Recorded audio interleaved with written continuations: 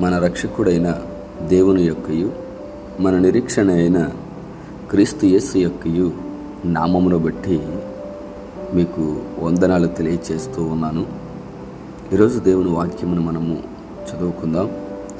సామెతల గ్రంథము 10వ అధ్యాయము 22వ వచనం.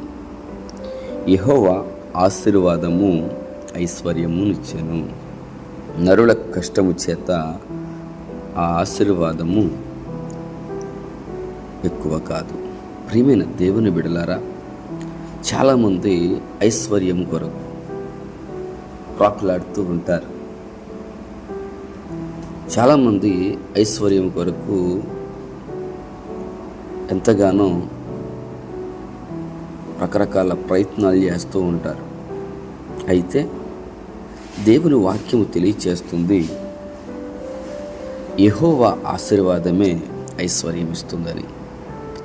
దేవుని ఆశీర్వాదము నీకు ధనమును కలుగజేస్తుంది. దేవుని ఆశీర్వాదము నిన్ను ఒక గొప్ప స్థితికి నడిపిస్తుంది. దేవుని ఆశీర్వాదము నిన్ను ఉన్నత స్థితికి నడిపిస్తుంది. ప్రియమైన దేవుని బిడలారా, దేవుని ఆశీర్వాదం కొరకు ఎదురు చూసినవారు గొప్ప మేలులతో నింపబడతారనే విషయాన్ని మీకు నేను తెలియచేస్తూ ఉన్నాను. బైబిల్ గ్రంథంలో అనేక మంది వ్యక్తులను మనం చూస్తున్నట్లయితే వారి విశ్వాస జీవితంలో ముందుకు కొనసాగుతూ దేవుని ఆశీర్వాదం కొరకు చూశారు. ఒకేసారి వాళ్ళు గొప్పవాళ్ళు అయిపోవడానికి చూడలేదు, ఒకేసారి ధనవంతులు అయిపోవడానికి చూడలేదు, ఒకేసారి మా స్వహస్తాలతో మేము వెళ్ళిపోతాం కదని చూడలేదు. కానీ దేవుని కొరకు ఎదురు చూస్తూ, దేవుని ఆశీర్వాదం కొరకు ఎదురు చూస్తున్నప్పుడు, ఎప్పుడైతే దేవుని ఆశీర్వాదము వారి మీదకి దిగి వస్తూ ఉందో వాళ్ళు అంచెలంచెలుగా ఉన్నత స్థితికి వెళుతున్నట్లు మనకు కనబడుతుంది. ఎగ్జాంపుల్, యోసేపు ఒక బానిసగా ఉన్నాడు. కానీ దేవుని ఆశీర్వాదం ఎప్పుడైతే ఆయన మీదకి వచ్చిందో ఆయన రాజు యొక్క ప్రధానమంత్రిగా మార్చబడ్డాడు. దావీదు ఒక గొర్రెల కాపరిగా ఉంటూ గొర్రెలు కాసుకుంటూ వెళ్తూ ఉన్న సమయంలో దేవుని ఆశీర్వాదం ఆయన మీదకి వచ్చి మహారాజు అవడానికి కృప చూపించిందనే విషయాన్ని మీకు తెలియజేస్తూ ఉన్నారు. కనుక దేవుని యందు విశ్వాసముస్తున్నటువంటి ప్రతి సహోదరుడా, దేవుని ఆశీర్వాదము గనుక నీ మీదకు రాగలిగితే, దేవుని ఆశీర్వాదము గనుక నీ మీద ఉండగలిగితే నీకు ఐశ్వర్యము ప్రాప్తిస్తుంది.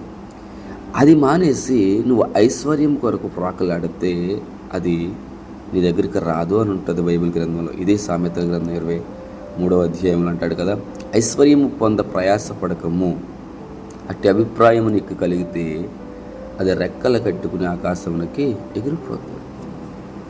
Praise the Lord. ప్రియమైన దేవుని బిడలారా, జాగ్రత్తగా అర్థం చేసుకోండి. దేవుడు ధనమును సంపాదించడం వద్దు అని అంటలా, సంపాదించొద్దు అని చెప్పిన వాడైతే ఈ ధనమును ఇవ్వడానికి ఇష్టపడాడు కదా. ఇదే సామెతల గ్రంథం 3వ అధ్యాయంలో కూడా ఉంటుంది. ఏమో తెలుసా, నీతిమంతుని ఇంటి మీదకి యెహోవా ఆశీర్వాదం వచ్చింది. యెహోవా ఆశీర్వాదం ఎప్పుడైతే నీ ఇంటి మీదకు వస్తుందో నీకు ధనము వస్తుంది. నీకు ఎప్పుడైతే యెహోవా ఆశీర్వాదం నీ ఇంటి మీదకు వస్తుందో నీకు ఐశ్వర్యం వస్తుంది, మంచి పేరు వస్తుంది, ఉన్నత స్థితికి నువ్వు నడిపించబడతావు. యెహోవా ఆశీర్వాదం రావాలంటే మనము నీతిమంతునిగా మార్చబడాలి. Praise the Lord. నీతిమంతునిగా దేవుని ఆరాధించగా బిడ్డగా మారుతున్నప్పుడు దేవుడు ఆశీర్వాదాన్ని పంపిస్తాడు.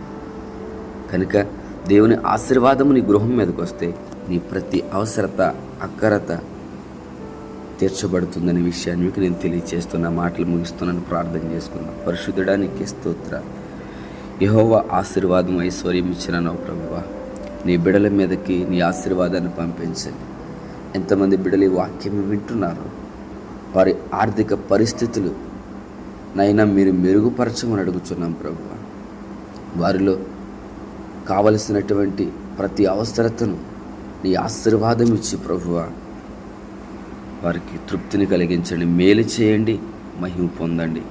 విశేషముగా నైనా ఎంత మాత్రము ప్రభువా నిన్ను నమ్మిన బిడలు అనాథలుగా విడిచిపెట్టే దేవుడు నువ్వు కాదు కనుక ఈ ఆశీర్వాదాన్ని నువ్వు పంపించి వారి కుటుంబమును, పిల్లలను, వారికి కలిగి ఉన్న సమస్తమును ప్రభువా మీరు ఆశీర్వాదకరంగా మార్చమని, అనేకులకు ప్రభువుని బిడల మాదిరికరంగా ఉండడానికి కృప చూపించమని నజరేయుడైన యేసుక్రీస్తు నామములో అడిగి వేడుకుంటున్నాం పరమ తండ్రి.